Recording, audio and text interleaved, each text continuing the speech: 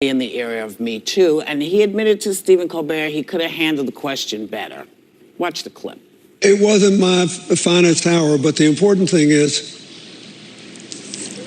that was a very painful thing that happened 20 years ago, and I apologize to my family, to Monica Lewinsky and her family, to the American people. I meant it then, I meant it now. I've had to live with the consequences every day since. And I still believe this Me Too movement is long overdue, necessary, and should be supported. So people are saying, you know, one of the things that he says is he just felt that what surprised him was the flat-out assertion that he hadn't apologized, when in fact he felt that he had. My frustration in that interview was his clear anger and frustration, and with Craig Melvin. With Craig Melvin, when he responded, that speaks to maybe not completely understanding the time we are in, because if he's still frustrated and inconvenienced by it, he has to remember that is he inconvenienced by people knowing about it and asking him about it, or that he did it? And when you do act, like when you take actions in life, you have consequences. And he lives with those, guess what, for the rest of his life. Not only those, but the ones to his wife, because remember, you know, what I think frustrated him is that this young man might have been maybe 14, 15 when this happened. So he's not thinking, but he's been dealing with this pretty much every day. He's had to watch his wife deal with it. He's had to watch, so I think he's just frustrated because it's like, first of all, I'm here to talk about this book. You know, and I want to do that. In this specific time of Me Too, he should never leave the house without knowing that question's going to come. Why do they always get a pass? Like, this is the part that I don't understand. I watched the original Craig Melvin interview, and you should expect this question in the era of Me Too. And you are a notorious philanderer with, and in the interview, he called Monica Lewinsky her. He talked about being $16 million in debt, coming at like, where I'm supposed to feel sorry for you when you leave the White House. The Clintons that was very have Trumpian, a different, very Trumpian. And the Clintons are continuing to get a pass in the media. And it was very obvious that the man who once was the great, orator, I feel your pain, that man is long gone because he totally screwed up that interview. He had to apologize again on Stephen Colbert, and it is a different era. And going forth on what we were pivoting on in the last segment, you have to get away from the Clintons if the Democrats have any future whatsoever. Everything about them is problematic. Well, you know, what I want to say is that I remember when the Lewinsky scandal occurred, because we were working here. And when we heard what had, pardon the expression, in the Oval Office.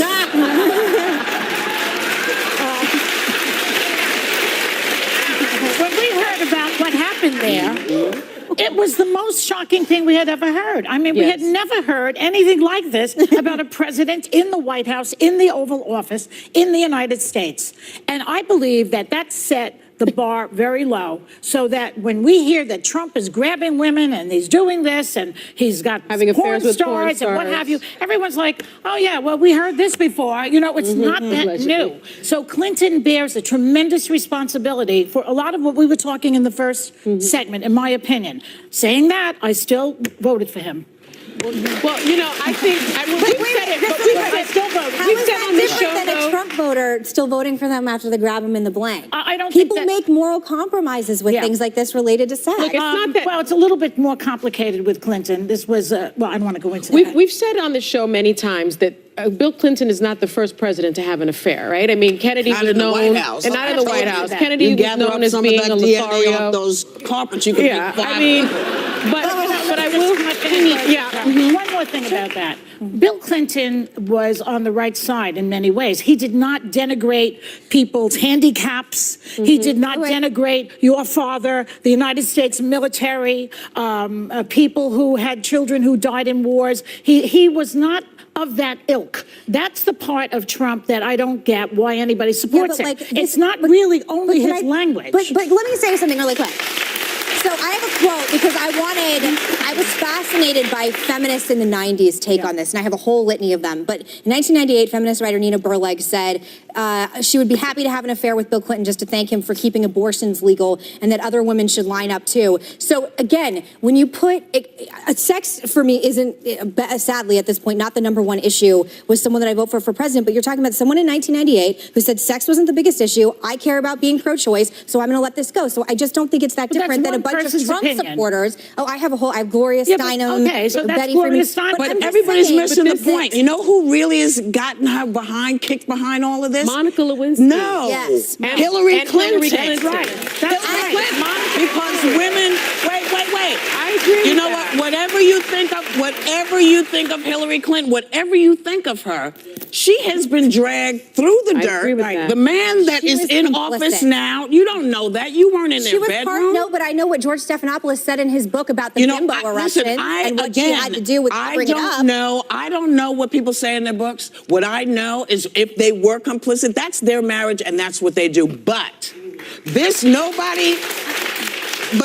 this man dragged those women out and had them sitting there. Donald Trump did that. You know, during the debate, during the press conference. You know, this is the woman who goes through it every day from both sides, left and right. Left side women say, oh no, I don't understand how she stayed with that man. And women on the right, I don't know how she stayed with the man. That's the woman that I feel the worst for. Right. There are she will there never. are a lot of women in this country, specifically millennial women, and you can find a quote by Lena Dunham that had a serious problem with her relationship and her That's complicitness. fine. But I'm It's just fine, saying, but it doesn't change the fact that the person who gets dragged up every time is her. But Why is she complicit? But wait, Why is Hillary you guys, Clinton one point complicit? but that we all agree on here is What that did the I just women say about- suffered and the Yes. man did not, because we can all agree Monica and Hillary were hit hard by this. Both of them Well, the one were thing, hit though, hard. I will say about that, in my sense, is that, one of the reasons perhaps Bill Clinton embraces the Me Too movement, as he said in the Colbert he had time interview. in between interviews. Well, but distances, Yeah. but distances himself, somewhat distances himself, because Monica Lewinsky herself said this was a consensual relationship. And I think There's that still a perhaps power he doesn't dynamic. understand this power doesn't dynamic. get that. He That's doesn't what he seem, doesn't he get. seems That's to it. be missing Right. that Also, piece. And do I you know don't who quite I understand feel that. worse for? I feel bad for Monica Lewinsky, who can't get the job she wants. She's not married. She's 44. Forever, she's known as the woman who, if you will. I feel bad. I feel much worse for her than I She's a bit ever of a felt for Hillary she's Clinton. had a social pariah label. Well, for, yeah, everybody, nobody comes out of this unscathed. No. Nobody. But it's possible that Clinton brought us Trump, is the way this conversation just went. Well, that's what you're saying. But then you have to blame Kennedy. You're No, saying it too. You're saying Hillary suffered. No, I'm saying that the person who gets her ass kicked every time Is Hillary. Is Hillary. Yes, and it's possible if it wasn't for her husband, but she'd be president. No, I don't think It's that would have possible. happened. But anything is possible. But I just, the Me Too movement is the strongest they've ever been at this moment. Yeah. Yes. And so maybe he's learned that, yeah, somebody might ask you the question. It might piss you off, but you're going to have to figure out how to deal with it because this is the new world. Yeah. Did you This notice is the that new politicians, world. politicians We'll be right have back. a tough basis? Well, none of them get anything.